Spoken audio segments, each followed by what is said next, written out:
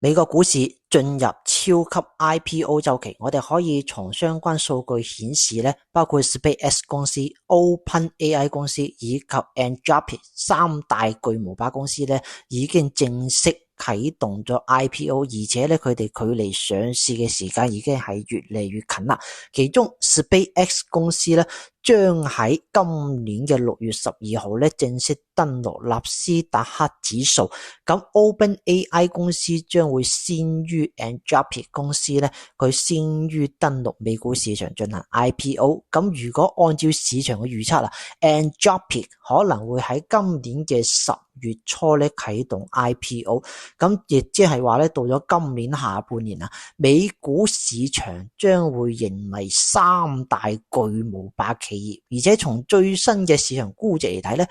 ，SpaceX 公司市場俾出嘅估值咧已經係高達 1.75 萬億美元，咁 OpenAI 公司市場所俾出嘅估值咧係達到咗8500億美元 ，Anthropic 市場俾出嘅估值咧係達到咗3800億美元，而且咧呢個3800億美元咧係按照比較保守嘅估值進行定價嘅。咁根據不完全嘅數據統計嘅市場俾出 Anthropic 佢嘅實際嘅估值可能已經達到咗8-9千億美元啦。我哋實質上我哋可以睇一睇喺過去5到10年時間裏邊咧，三大巨無霸公司佢嘅估值到底係按照邊一樣嘅增速進行增長？咁如果從具體數據嚟分析咧，確實係增速相當驚人嘅。我哋先睇下 SpaceX 公司。咁 SpaceX 公司咧係成立喺2002年。咁成立之初咧 ，SpaceX 公司咧係經歷咗一波三折嘅發展，而且咧當初市場認為 SpaceX 公司咧好可能係一間比較失敗公司，因為公司純正係燒錢發射火箭，而且當時市場認為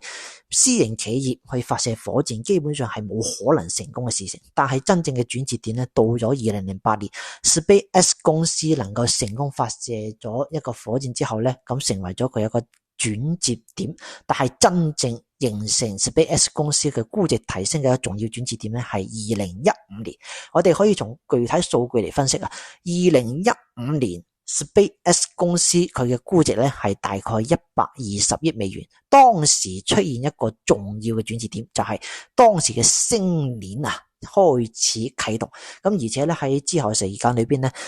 ，SpaceX 公司嘅星鏈業務係發展得如火如荼嘅，而且咧 SpaceX 公司嘅星鏈業務咧，從2019年之後咧，佢嘅全球用戶嘅普及率得到迅速咁提升啦。此外，包括星戰業務啊，或者係星鏈業務啊，或者係其他相關嘅業務咧，亦都得到咗技術性嘅突破。咁我哋可以觀察到 SpaceX 公司啊，佢從佢嘅過去10年嘅估值變化嚟睇咧，2015年市場俾出嘅估值大概120億美元，咁到咗2020年咧，咁佢嘅市場估值咧達到460億美元，咁到咗2025年市場俾出 SpaceX 公司嘅估值咧係達到7000億到1萬億美元，咁從嚴格上嚟講咧 ，SpaceX 公司當時市場俾出估值咧大概係8000億美元嘅，咁2026年亦即係 Pre-IPO 嘅時候咧，市場俾出 SpaceX 公司嘅市場估值大概係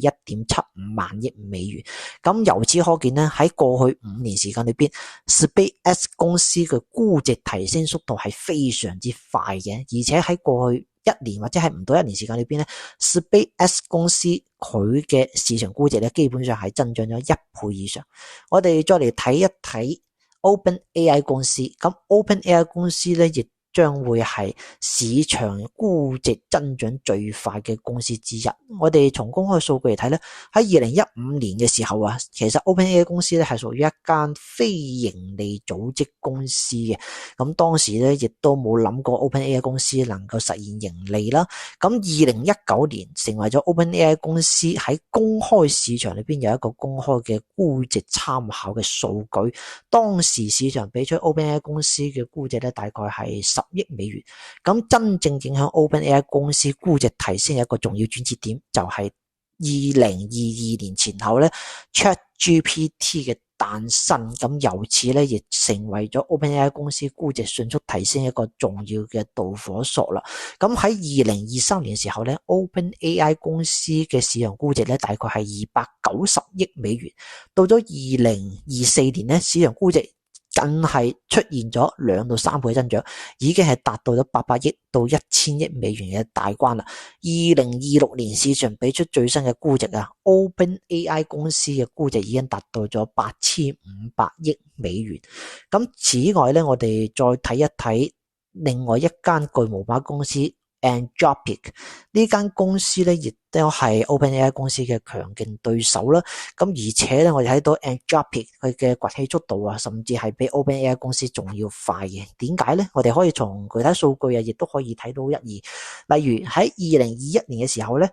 ，Anthropic 佢嘅市場估值啊，大概係4.6億美元啦。2022年就已經係增長接近10倍啦。當時市場估值大概係40億美元。2023年再增長3倍，當時市場估值咧係150億美元。到咗2025年末咧，市場俾出嘅估值大概係1830億美元，亦即係比之前3年高出咗10倍以上。2026年市場俾出最新嘅估值咧，大概係3800億美元。實際上 Anthropic 佢嘅市場估值係遠不止3800億美元嘅。按照目前嘅增長速度咧 ，Anthropic 佢嘅市場估值咧，可能係達到咗8-9千億美元嘅。咁而且咧，目前嚟睇啊 Anthropic 佢推出咗多款嘅一個劃時代產品啦，而且咧企業需求係暴增嘅。所以對於 Anthropic 嚟講咧，一旦佢嘅商業化速度能夠形成極快嘅增長速度啦，而且佢可以實現季度性嘅盈利咧，咁 Anthropic 佢嘅市場估值增長係非常之迅慢嘅。咁如果歸納起身，我哋可以睇到從過去5到10年時間裏邊咧，從起點到當前估值嘅累計增速嚟睇 ，SpaceX 公司咧從起點估值120億美元增長到而家撇 IPO 嘅1.75萬億美元咧，大概增長倍數咧係達到140倍。OpenAI 公司從起點估值10億美元增長到而家嘅8500億美元咧，大概係850倍嘅增長。Anthropic從4.6億美元到而家3800億美元咧，市場未公開價值，咁實際上咧係達到800倍以上嘅。咁如果按照市場大概嘅估算咧， Anthropic 佢嘅估值提升速度可能達到1500倍以上。咁由此可見啊，我哋睇到三大巨無霸公司嘅估值增長速度係相當驚人，而且呢3間公司咧代表係不同時代不同賽道嘅一個劃時代嘅產品啦。好似 SpaceX 公司咧，佢主要定位嘅係硬科技嘅超級平台，而且咧市場最希望俾出嘅估值溢價咧就係太空數據中心、太空探索嘅賽道。咁目前睇呢個賽道咧，亦都係比較稀缺嘅。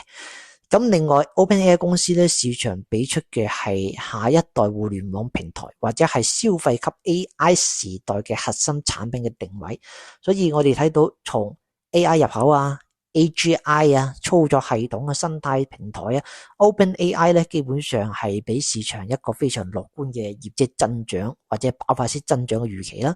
Anthropic 甚至佢嘅增長速度係比 OpenAI 仲要厲害，而且 Anthropic 佢嘅核心邏輯咧包括企業 AI 時代嘅企業自動化、AI agent、AI 辦公、AI 開發，咁佢更傾向於一種叫做 AI 企業基礎設施嘅一個核心嘅賽道產品。但係無論佢嘅賽道係幾咁優越，或者係佢嘅增長邏輯有幾咁驚人啊，都離唔開一個重要嘅背景，就係我睇到過去5到10年時間，市場對於三大巨頭嘅估值增長係相當誇張嘅。咁而且咧，呢三大巨頭目前咧亦都未能夠形成持續性穩定性嘅現金流或者持續穩定嘅盈利模式。咁而家咧更加傾向於一種算力持續開支啊，資本開支持續加大啊，或者係 AI 競爭啊，依然係處於一種非常激烈嘅狀態。所以如果按照當前市場俾出嘅實際估值嚟睇咧，市場已經係提前計提咗10年以上嘅增長嘅預期啦。所以呢個咧亦都反映出點解而家市場認為呢三大巨無霸可能會引發美股市場估值泡沫破裂嘅一個重要導火索嘅一個原因之一啦。咁除此之外咧，我哋睇到美國銀行策略師喺最新報告裏邊亦都提示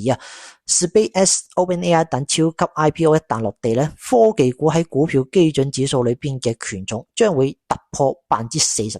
咁超越1920年嘅咆哮時代啦，1970年代嘅漂亮50、1980年代日本泡沫以及1990年代科網泡沫等歷史上所有重大泡沫時期嘅集中度水平。咁由此可見咧，對於當前嘅一個美股科技股或者係全球市場嘅科技股，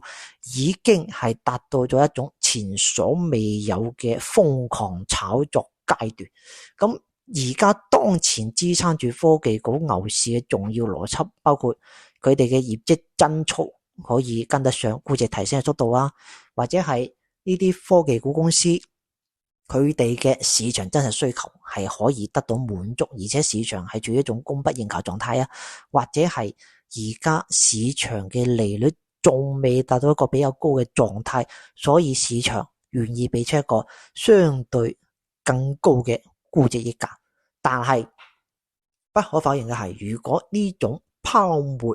繼續存在落去咧，咁必然需要有更高業績增速啊，更大嘅市場增量需求啊，或者係更大嘅資金環境嘅支持，先能夠讓呢個市場估值泡沫能夠繼續延續落去。否則一旦市場步入高利率時代啊，或者係通脹再度大幅提升啊，或者係市場估值水平已經達到前所未有高度啊，咁呢啲條件集中起嚟咧，都可能會造成呢一次科技股估值泡沫破裂嘅重要導火索啦。所以對於歷史數據嚟睇咧，當某個市場佢哋開始密集發行 IPO 或者係超級 IPO 密集發行嘅時候咧，往往意味住股市牛市已經係步入中後期嘅階段。咁如果當市場嘅流動性冇辦法滿足